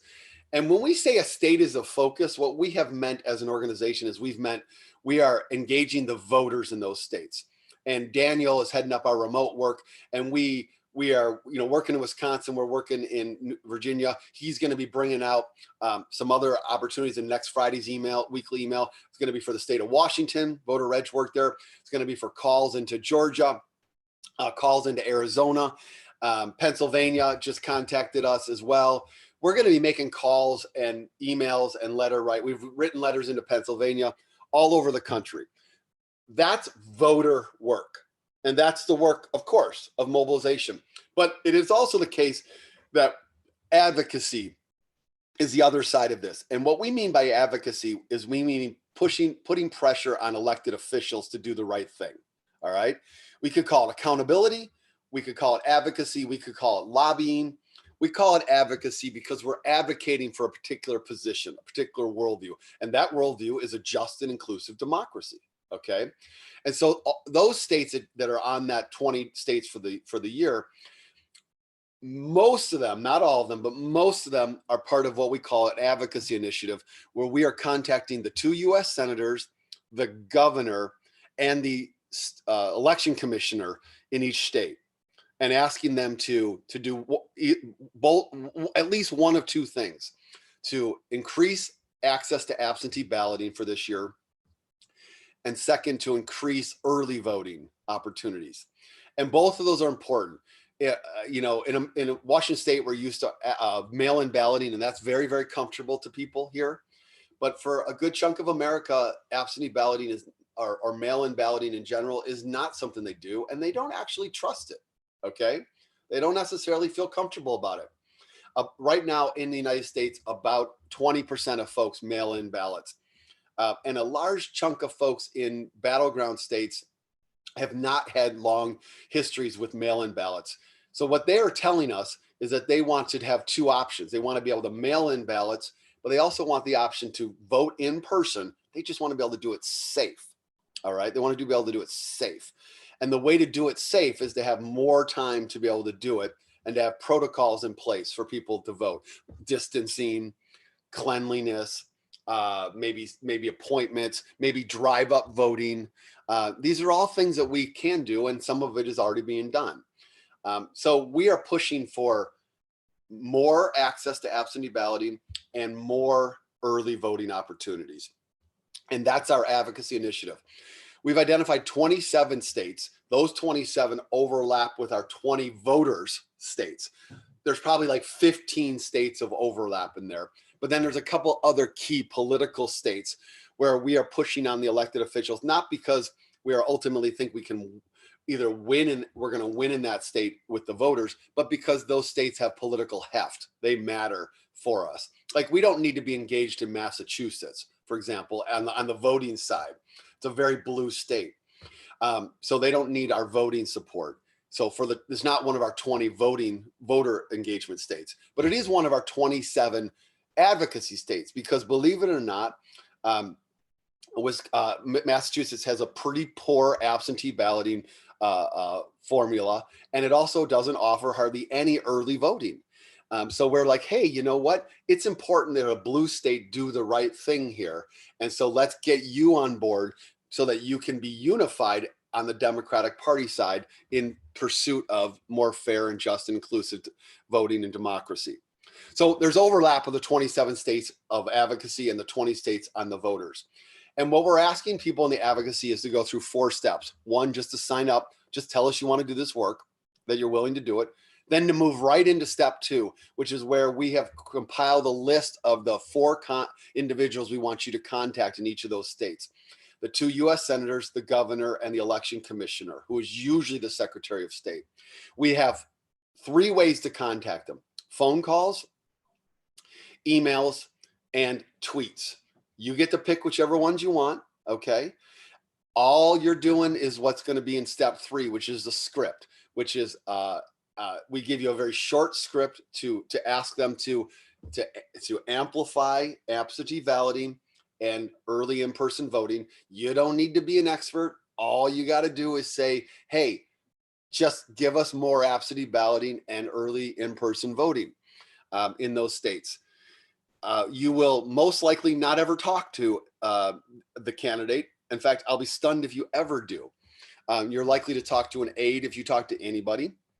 More likely is you're going to leave a phone message. You're going to send an email and you'll hear back a form letter. Or you'll send a tweet and they might respond to you on Twitter. The whole endeavor here is to pressure. What happens is, in these offices, these legislators, they simply have aides who count contacts, I should say. And so our goal is to push and push and push. And right now it's the time. To wait to do this to late summer is too late. These changes need to happen now. Money needs to be allocated to make them happen. And this is what we're pushing on. And we've had successes. We've had 3 successes, three wins so far. New Hampshire, which is a swing state, has adopted a COVID-19 as a legitimate excuse for absentee balloting this year. A Republican governor adopted that. That was a big win. In Virginia, they've adopted for the first time no excuse absentee balloting, and for the first time some early voting. And in Oklahoma, they just had a decision there which removes the requirement that a notary public that you get a signature from a notary public. Is that the right word? A signature from, or a confirmation from a notary public that you are who you are if you're trying to vote by absentee ballot. You don't have to do that anymore. So that's great. So we're going to keep pushing in all those areas. If you have questions about any of those states, we'd love to have you send them in. You can do it now, but you can also send them in to hello@cpnow.org at any time. And Bert Greenwood, who monitors that account, and I and Charles will be happy to respond to you. We're always happy to talk about our states and our rationale and our methodologies in those states. For right now, if you're interested in a state, you sign up on our National Fieldwork page for the state. You just click on the state. As you scroll down, you'll see the states, and you add your name to the state. Doesn't mean you're going to ever travel there for sure, but it means you're interested and you want to get information about those states. There's also what we call our one-pagers, which are there for each of those states on that webpage, which is a one-page kind of summary of why the state's important. All right. So this is our mobilization. We select these states. We respect your time. We ask you to be part of this work, either remotely or in person on the ground. We're doing remote work now. We are doing advocacy remote work. We hope to travel. We are planning to travel starting in July through Election Day for those states where it's safe to do so. We know that many of our volunteers won't be comfortable doing that, but some chunk are really like ready to go. And we will put on all of the protocols and all of the safety steps that are necessary if we get the green light from public health officials. But we're all in on the remote work either way. We need you for that right now. I'm going to stop and I'm going to toss it over to two colleagues, MJ and Larcy, who are going to kind of bring us home, cement this a little bit and bring this home. But let me just say thank you so much. We're really honored to have you with us. So take it away, folks. Thanks. Thanks, David, and everybody else who's come before us. Again, my name is Larcy Douglas, and I really love everything I'm seeing on the screen. Normally, and actually, you know what? Let me describe to you our last workshop. So we had a mini crisis ourselves. We ran out of coffee. We ran out of chairs because we didn't anticipate almost 200 individuals show up at our door because they were inspired with this work. And so thank you for the feedback that you are feeling inspired this morning. We are people, so this is really brand new to us in terms of how we're connecting with you. When we laugh, we hear you laugh. When we look you in the eye, we see you. Right now, I'm just staring at a hole in my phone. And so I'm assuming you're looking back at me with the same sentiment that you are engaging with us. So it's different, but we are doing our best to shift in this kind of weird world right now. When you first walk into the doors, if you're coming to an event with us, it is, filled with faces that you probably recognize, faces that that brought you here, brought you to our doorsteps. You see people hugging, you see people giving each other high fives and shaking hands. And in today's, kind of reality, those are all health hazards, which is really bizarre. And so, we're having to figure out ways to still get engaged and still feel really connected with all of you.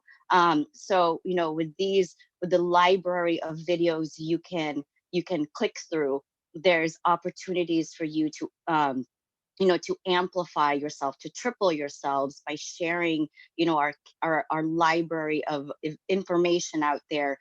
There's our website that you can go to. So, those are just action pieces that we encourage you. And the energy is so high. Sometimes you can imagine it as like the Price is Right of civic engagement, where people are raising their hands or they're wanting to say something because they're just so moved about something and something resonated that well with them. So, this part of our workshop really is to get you to commit to something. So we call this, an accountability piece.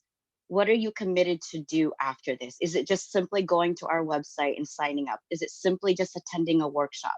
Are you going to just sign up, to our newsletter? So what is it that you will commit to? Are you going to share this? Are you going to share triple this and send it to people that, may get inspired as much as you have this morning? So, MJ, you traveled, you started with us, not, in the fall of last year, right from the get-go. We committed you to a state.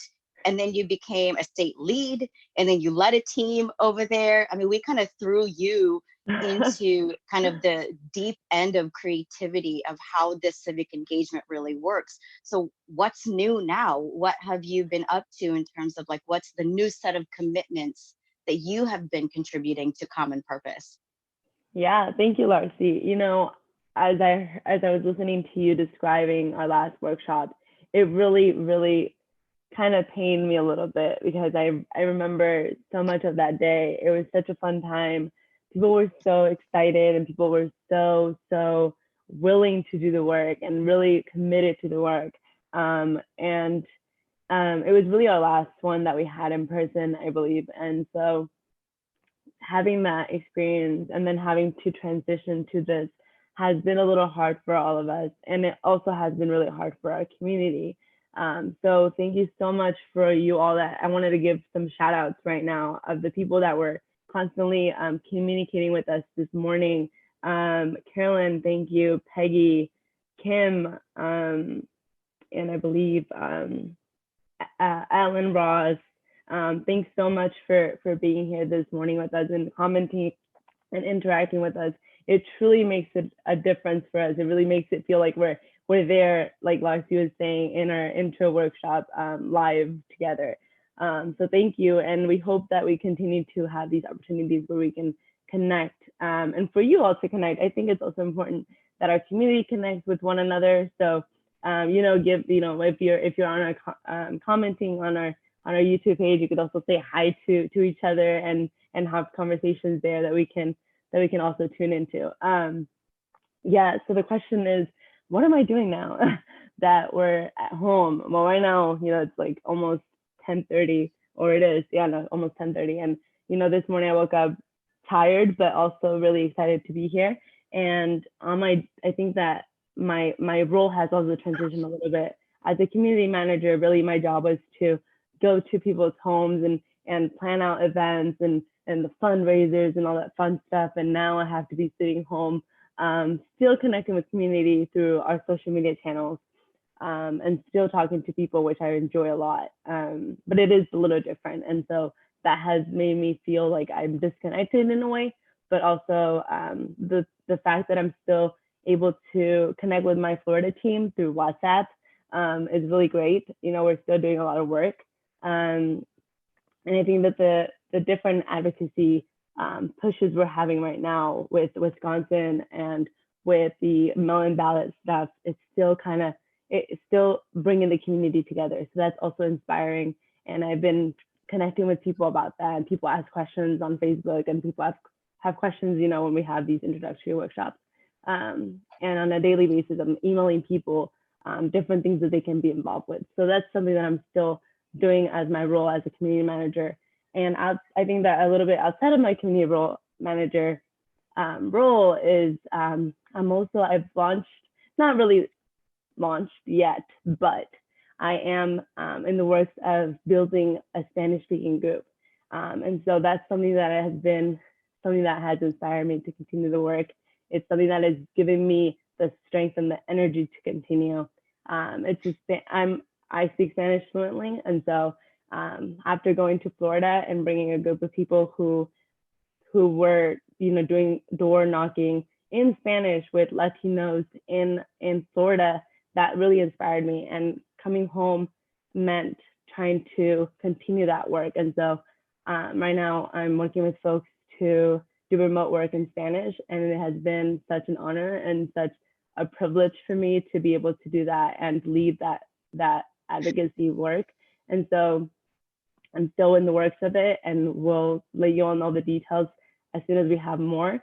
But I did want to mention that as part of something that I'm working on right now, and really proud and really happy for it. So yeah, was there anything else, Larcy, that you'd like me to speak on?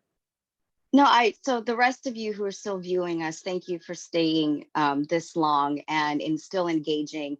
Really, what I'm hoping to do is get you all to get the thoughts in your head to say out loud a commitment piece. I know a few of you have already chimed in, and Marie, you can go through some of the comments that people have already provided for us. But it's really just a way to get a kind of an out of body moment to say, you know what, this is what I'm going to do. And there's some powerful component of it when it does kind of leave your mouth. MJ is committed to leading a Spanish speaking group to help with the Spanish communities out there that normally are left out into this voting justice process. I'm committed to leading the way with providing more leadership support and more engagement with with youth and with college students. It's a new project we're going into to just mobilize as many people as we can. You know, like we said earlier, we're used to seeing, you know, bodies in one room, you know, that are over 100 sometimes, that are sitting with us and communing with us. And right now we're trying to creatively find other ways to, you know, to engage more and more people in a different type of platform, in a different space. So you've heard, you have established and communicated with us what brought you here, why you're here. I love the words that you are saying, that this is inspiring, that you are committed to something that's bigger than yourselves. It's right now more important than ever to consider our situations and to realize that there's others out there who have it worse than us, and that we want to be advocates and representatives of those people, using our privileges and resources and sharing those. You've seen our strategy. David and Charles go in depth, and they provided opportunities for you to go in deeper if you would like. Daniel and Maria spoke really well about, once you're here, what do we do with you? How do you get engaged? And what's the work like? We make it easy. If you have 5 minutes, great. If you have 5 hours, great. If you have 5 days, wonderful. Eventually, we'll get to the point where we'll be seeing each other face to face. Eventually, we'll get to the point where we'll be traveling again. So, you know, the best places to seek up-to-date information is our website. Also subscribe to the YouTube page so that you're also seeing when videos are available to you for more information. MJ will be connected with you through all of our social media platforms. Once you're in, you're in. And the fun thing that we do a lot when we're in each other's presence is a go team. And so what is a go team? A go team means you look to the person on your left and you give them a high five. Because if you give yourself a high five, it's really a clap, and that's not really all that compelling. So MJ, I technically have you to my right. So I'm going to— I have you to my left, that's perfect. Ready? Oh, perfect. Okay. Wait, no, hold you're on. the other way. I did the other. There we go. Okay, Right. ready? Go team. There. Okay. Well, we did the best that we could. Anyway, there's a handy dandy little emoji that you can look at your chat, and I want you to go ahead and give somebody out there virtually a high five. Find that emoji to just share with us that you kind of got the concept a little bit, or you know what, just throw up a hand that you enjoyed this, that you're committed to do something, that you're committed to do something maybe for somebody else because you want to do this beyond yourself. We appreciate your time. We appreciate the insight that you have shared with us this morning. We look forward to someday meeting you in person. But we are here. We are ready to do the work. You saw that there's already work that needs to be done, and Daniel and the rest of the team is ready to engage you. And I hope you all have a fabulous rest of your Saturday. Happy Mother's Day. To all of you out there, enjoy this 80-degree weather we're supposed to have this weekend. Stay safe, stay well, and wash hands. And I'm gonna kick it back over to Charles and David to say some last minute parting words. Thanks, everyone.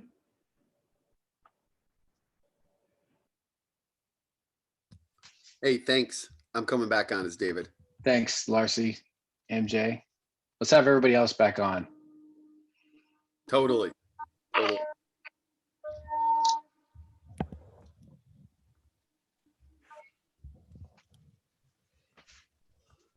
So last couple things as we get everyone back on. Sign up for the newsletter, cpnow.org/newsletter. Sign up, pretty simple. Poke around the site, but definitely sign up for the newsletter. That's where you're gonna get all the information, more information than you want. It's a ton of really good information though. Remember that. Sign up. All right, here's the team. So it's important. I've just always got that Brady Bunch feel, or sorry, Maria and Daniel and Wole, but you're not going to know this reference. But the Hollywood Squares, right? So, this is not our whole team, folks.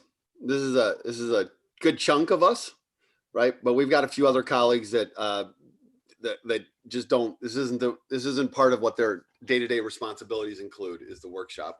AJ Musewe, who does work with Generation Z folks, and also a real powerful educator for us in some of our community work.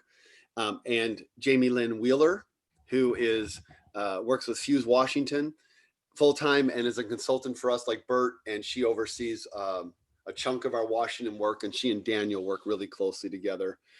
We're also, we have a couple interns, and we have a new person coming on to work with us on finance work.